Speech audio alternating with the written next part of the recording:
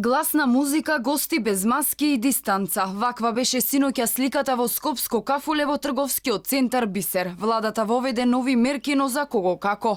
Некои угостителски објекти си тераат по старо. Потенцијален корона кластер во кафуле преполно со млади лица. Забава со диџеј. Но инспекторите како да го заборавиле овој дел од градот. Граѓаните кои живеат во близина на трговскиот центар револтирани. Велат и надлежните треба да преземат поригорозни мерки и да ги казнуваат оние што организираат забави.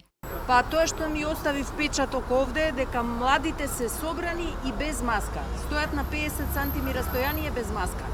Така да тоа е основното. Ако не се носи маска, а голема концентрација на луѓе, тоа кажува се. Не е во ред, али тоа е шо е. Не е во ред, ама тоа шо е као. Виновни се луѓето што го организираат тоа.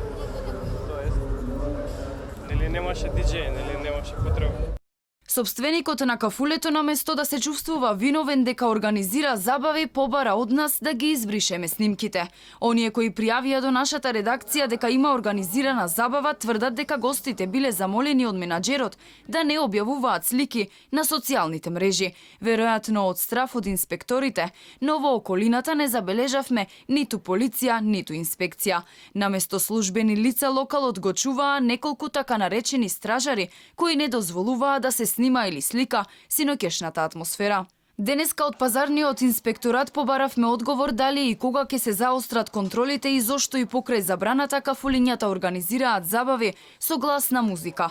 По јавниот аларм била поднесена кривична пријава за управителот на локалот. Од ДПИ велат дека согласно новите законски измени сега и овој инспекторат ќе има овластување да изрече привремена забрана за работа од 10 до 30 дена на угостителскиот објект доколку таму не се почитуваат мерките.